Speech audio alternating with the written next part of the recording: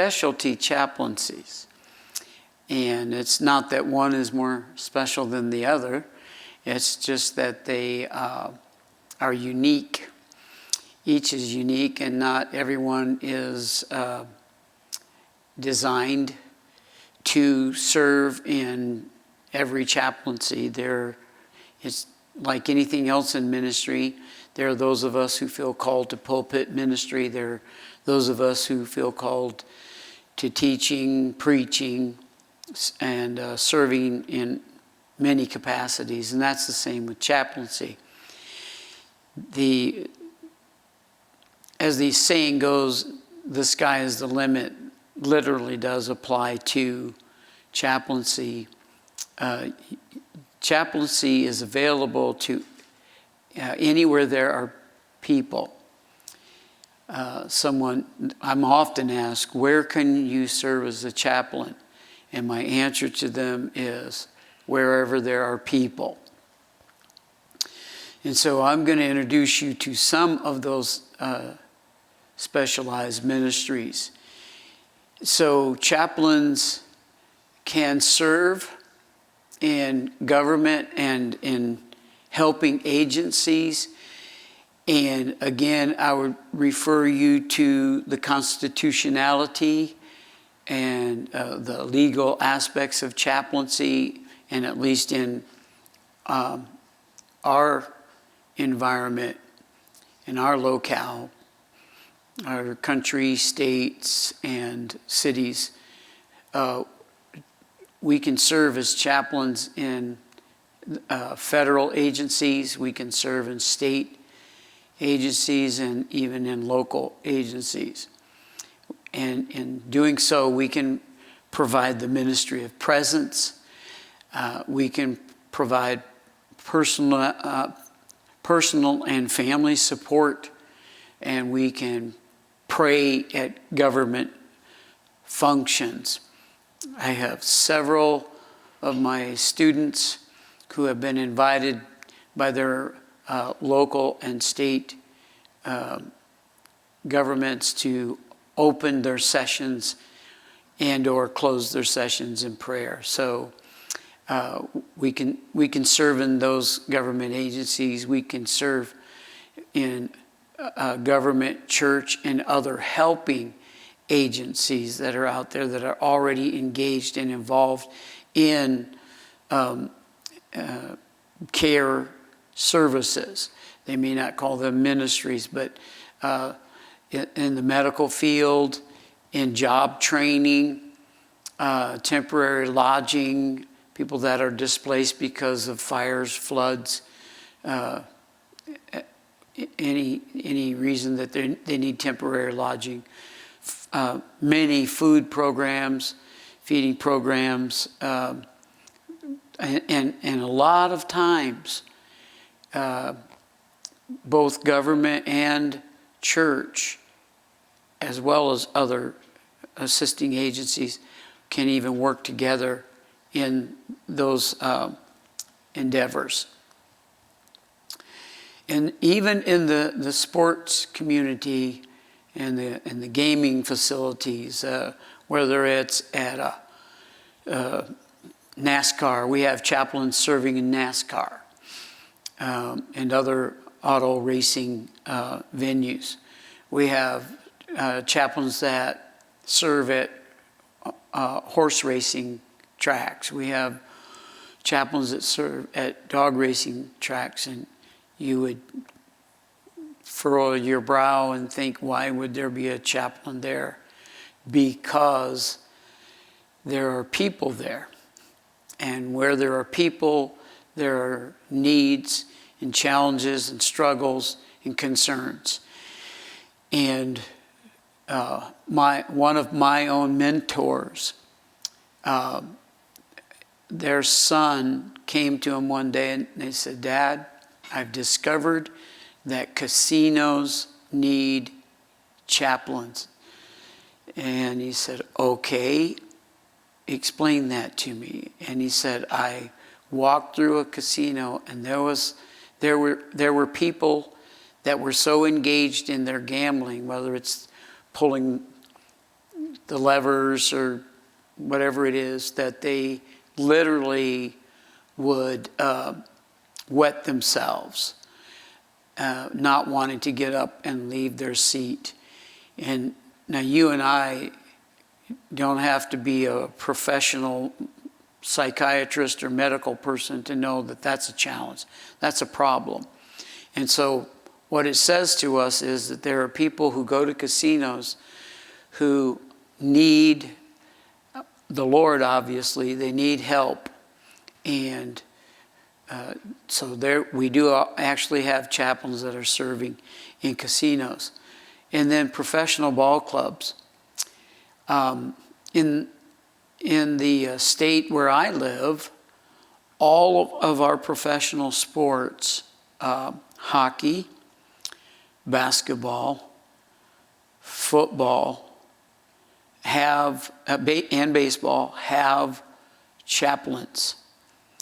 And so, and many other, a lot of the NBA, a lot of the NFL, a lot of the Major League Baseball, and they have chaplains who serve. Sometimes those chaplains are current or former athletes, and they just know they know the clientele, they know the industry, and so they're able to speak to these people. Sometimes it's someone that one of the athletes knows and respects, and they invite them in to minister to the clubs, the ball clubs, and resorts. Even I don't have this on your list, but even cruise ships often have and are open to having chaplains on board. And I don't know about you, but that sounds like a pretty good gig. Chaplains in these venues can support the fans, they can support the players, and they can even support their families. And then there are obviously those that you and I are probably the most familiar with are the institutional or clinical chaplain venues, hospitals. Most hospitals have chaplains, hospice facilities. Hospice care is a huge and growing industry, and they, as a hospital, and we will cover each of these individually, but each of these have their own criteria for what you need to do to qualify to work with them. And then extended care facilities and limited care facilities, and anywhere where people gather, nursing homes, retirement communities. And in the area where I live, there are huge retirement communities. And then obviously also nursing homes. We will resume this teaching after a short message from International School of the Word. This teaching is one lesson taken from a full course on isow.org. If you are enjoying this video, we invite you to check out the full course in the links below. For the best value, try our All Access Pass. At just $99 per month, you can access thousands of hours worth of high-quality, world-class teaching. To check local pricing in your country, visit isow.org. For more great teachings like this, be sure to subscribe to this channel and follow us on our social media platforms. Now, back to this teaching from International School of the Word. A lot of us have been involved in ministry for any length of time, have done Sunday afternoon services at nursing homes. But the difference in this is that you're available to them any day of the week as their chaplain, and you can meet with them one-on-one as well. And then, of course, law enforcement chaplaincy, and you have heard me refer often to law enforcement chaplaincy. And then correctional chaplaincy, and again, correctional facilities are desperate for chaplains. And then campus chaplaincy from high school all the through colleges and universities. Excellent ministries to be able to come and serve the students there. And then disaster response chaplaincies.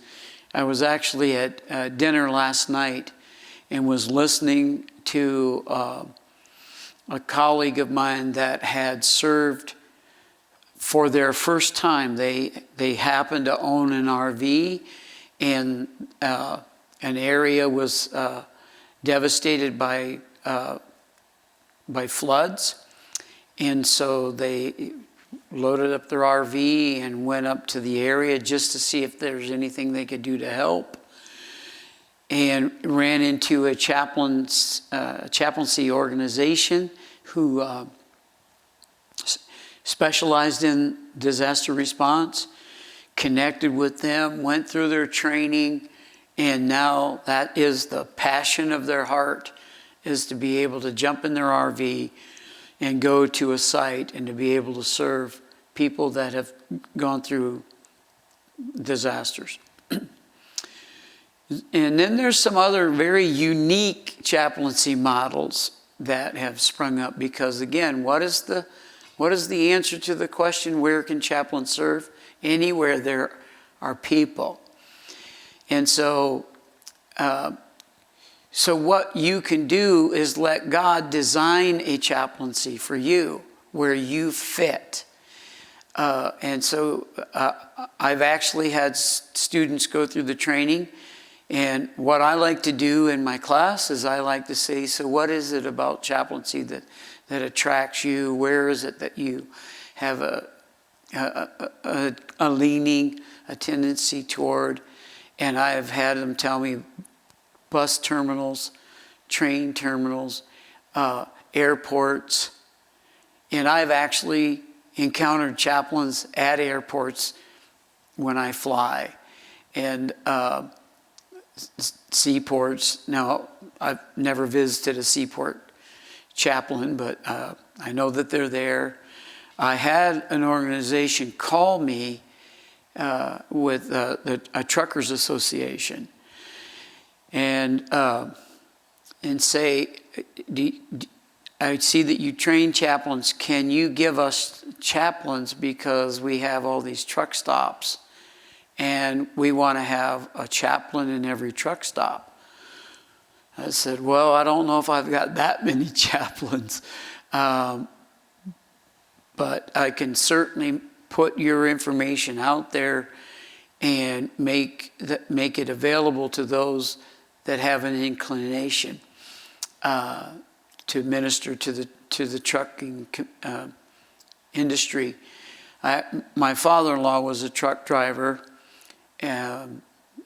did at least 1.5 million, 2 million miles on the road, and then I had another friend who was a truck driver, and we created a fun little song for him. He said, the song says, I'm a part-time preacher, a Sunday school teacher, and I'm a truck driving man. I thought that was a nice little tune there. But there are chapels that are set up in some truck stop areas, and the truckers can just go in, visit, pray, whatever they want to do, rest, and then move on. And then there are biker chaplains. I was visiting a member of my church in the hospital one time, and there was this big group there, and they all had their jackets on and everything. And I said, well, what what's the occasion here, guys? And they said, well, we're all chaplains, and we're here to pray for one of our bikers. And I said, wow, that's cool, biker chaplains. And then RV chaplains, we have RV chaplains that, some of them that are mobile, and they like to RV, so they'll go from RV site to RV site. And when they get there, they'll make themselves known as chaplains and available, do a service, and just minister and serve to whoever's in the RV site there. And then we have some that set their RV up on a more long-term basis. And the good thing about that is people become familiar with them, and they actually have scheduled services as well. And then hotel and taxi stands. I thought that was interesting because people are standing around waiting, and it's a wonderful time to just have conversation with them, and bus stops and rest stops. Again, if a rest stop on the road can provide coffee and refreshments and things like that, why can't they provide spiritual care as well? And so these are unique places. And then the workplace chaplains. And this is huge. There's a workplace chaplain organization out of Dallas, I believe it is, that is just huge in the manufacturing and corporate and factories and business office complex. And they're providing chaplains who provide care and service, again, with the ministry of presence, with benevolence, with crisis response, and then offering different religious rites.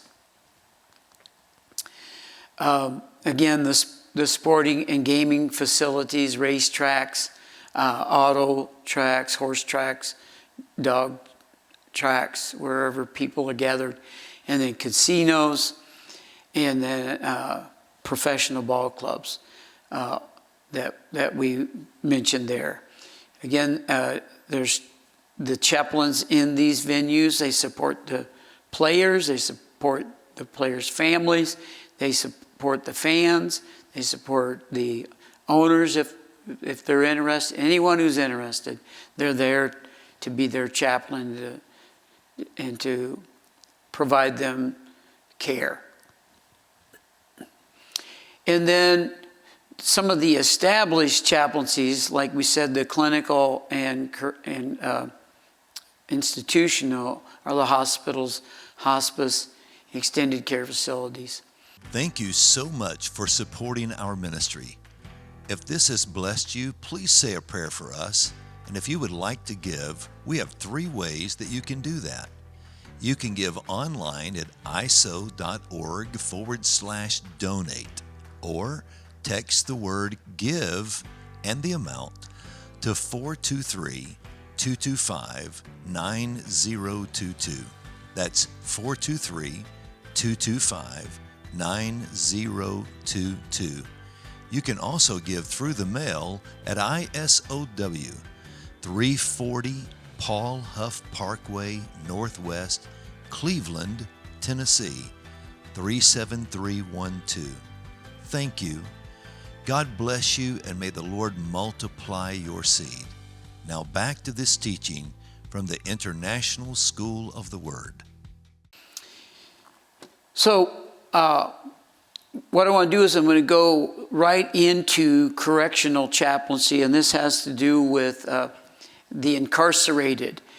And now I'm going to give you, again, some quick statistics, and they apply to the United States of America. I don't have worldwide statistics, but these graphs, again, they're in your booklet, so I'm not going to go through all the graph with you, but they're there and they're available for you.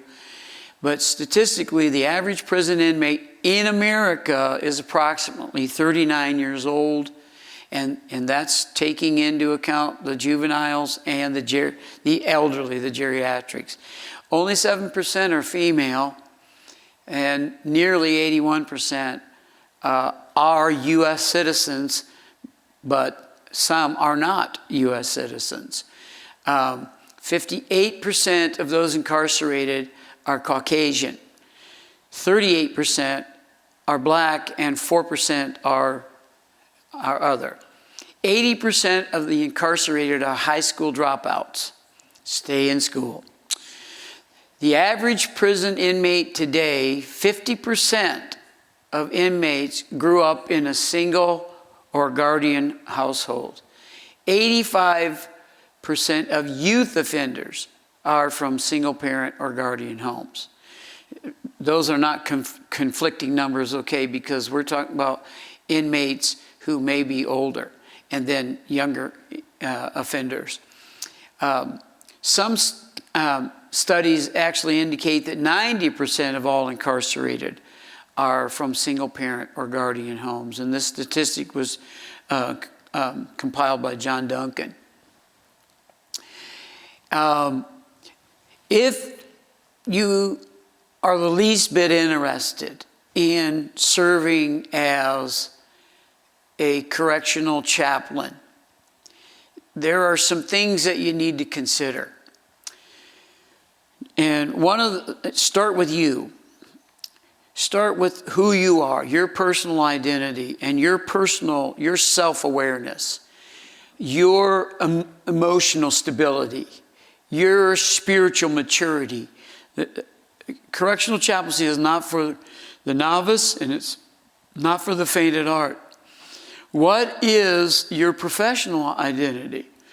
Are you trained in religious professions? Are you able to handle difficult tasks and intensities? Are you continuing to grow and practice in your religion? Are you remaining unbiased in your ministry?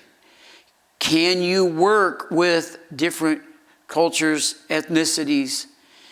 Are you affiliated with a professional chaplains organization? Most major denominations, religious denominations, have some type of chaplaincy training and program. But outside of the denominations, there are multiple chaplaincy organizations that are available to you, and a lot of them are specific to correctional. I know one person that comes to my mind is Chuck Colson, and because he was incarcerated and found the Lord, he began a prison ministry, and it still operates to this day. And so there are specific organizations that offer specific training to those that want to serve in corrections. What's the role of a pastor? What's the functions of the chaplain in a correctional institution? One thing we need to be aware of is our roles that we are seen fulfilling. Okay, they see us as pastors, they see us as teachers, they see us as counselors. I'm not saying you have to be a pastor. I'm not saying you have to be a certified teacher. I'm not saying you have to be a certified counselor. I'm saying those are the roles that we fill, and those are the roles that we are seeing. Our perception to both administration and the incarcerated are some of these roles right here. And so, but even the incarcerated have a Bill of Rights. They have a right to clean, decent surroundings. They have the right to maintain and reinforce the ties that they have with friends and family, etc. They have the right to develop and maintain skills as a productive worker. In the state where I grew up, the number one thing that the prisoners did was make license plates. I think they've expanded that by now. They have the right to a fair, impartial, and intelligent treatment. They may not be fair and impartial and intelligent to everyone in there, but they have the right to that. They have the right to positive guidance and counsel. And inmates may have never known God, or if there is a God. So whatever you did not do for the least of these, Jesus said, you did not do to me. Jesus instructed us to visit those who are incarcerated. That is a part of Matthew 25 and 45. That is one of our chaplaincy scriptures. When you visit inmates, though, some of them will know God. Some of them will have some kind of concept of God or an understanding of God.